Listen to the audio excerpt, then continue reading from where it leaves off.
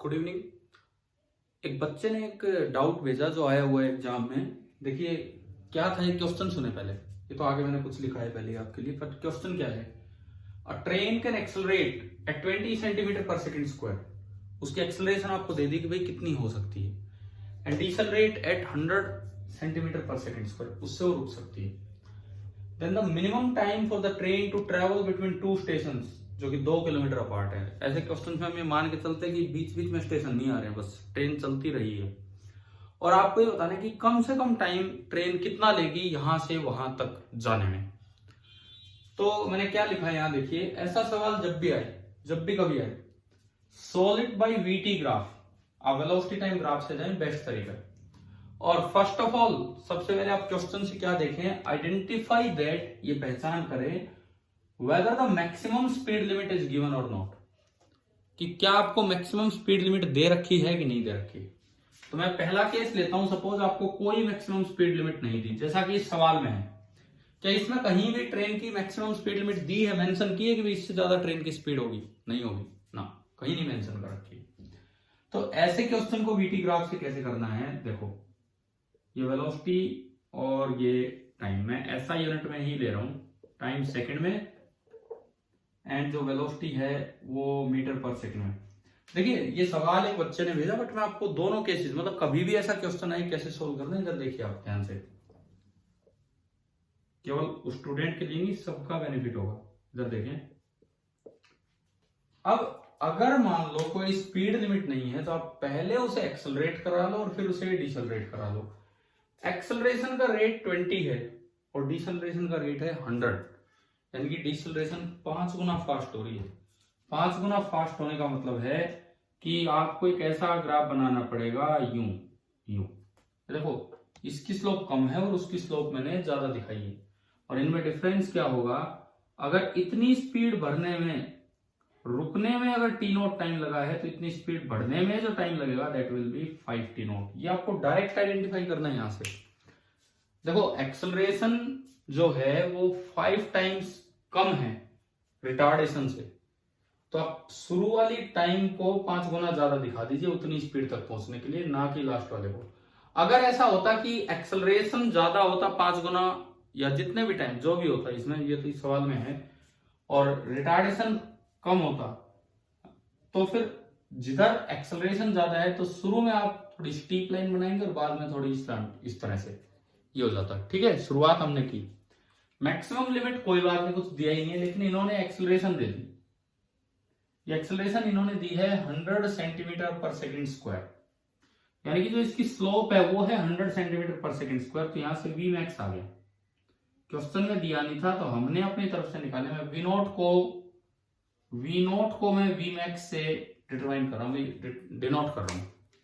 तो देखो according to the question इसकी जो स्लोप है, इसकी स्लोप होगी टेन थीटा। टेन थीटा मतलब v naught upon 5 t naught, v naught upon 5 t naught, it is given to be. अब आप ध्यान से पढ़ो, इधर एक्सेलरेशन वाली साइड 20 है, वो लिखे तो 20 और ये लिखते तो 100, तो वो 20 है, तो 20 डिवाइड बाई 100 कर दो मीटर पर सेकंड स्क्वायर में बदलने के लिए। This 20 centimetre per second square is equivalent to 20 metre per second square.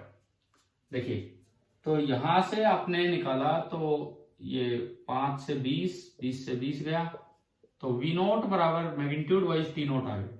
Dimensionally तो बराबर हो नहीं सकते, मैग्नीट्यूड वाइज वी नोट बराबर टी नोट आ गया, मतलब ये जो हमारी लेंथ है वो भी टी नोट है। बस अब तो क्वेश्चन ही सोल्व हो गया है, क्वेश्चन ही सोल्व हो गया। आपको बीटी ग्राफ पता है, इसके नीचे का पूरा एरिया आपको डिस्टेंस कवर्ड देता है। डिस्टेंस कवर्ड है 2 किलोमीटर, मीन्स 2000 मीटर। तो आपने आगे बढ़ाया area half into sum of the, sorry triangle है तो 6 t naught into v naught, और वी नोट आपने पता लगा लिया, नहीं दे रखा था तो हमने ऐसे पता लगाया टी नोट, और ये बराबर कर देना है 2000, इससे जितना डिस्टेंस इसको कवर करना है।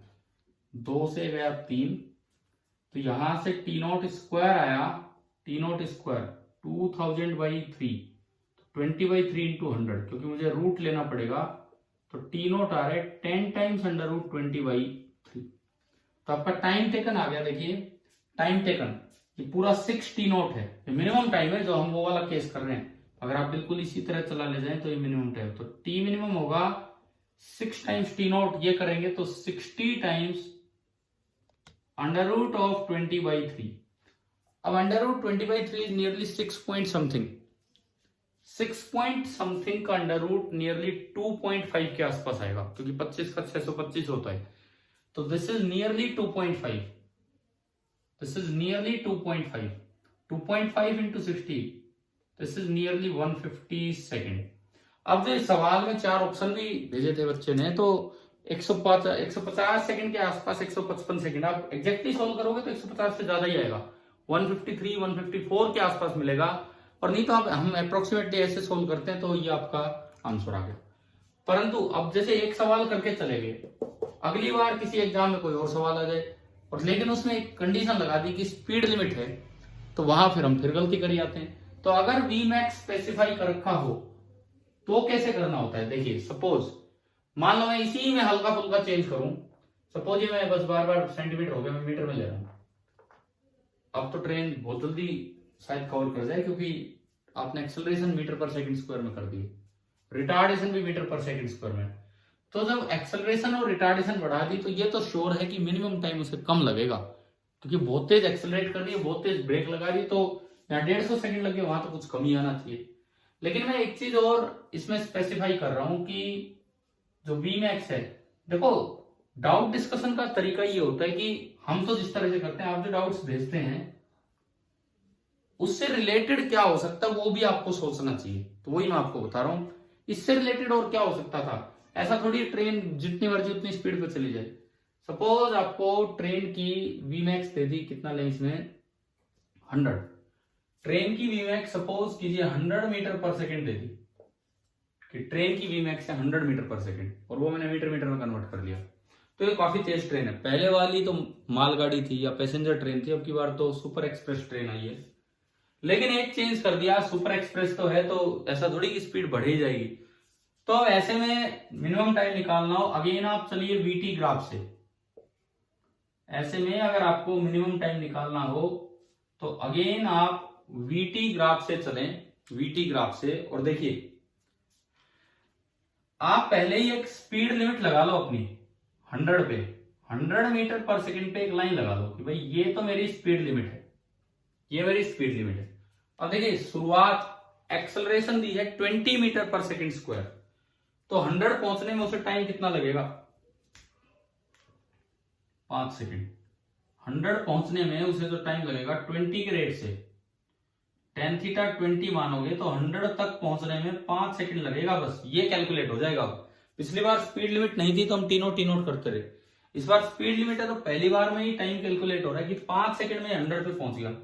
उसके बाद ये और नहीं बढ़ सकता है, कुछ दूर इसे कॉन्स्टेंट ही चलना पड़ेगा, जो ऊपर तक जाता हो ग्राफ ऊपर तक नहीं जा रहा है क्योंकि आपने एक लिमिट लगा दी है।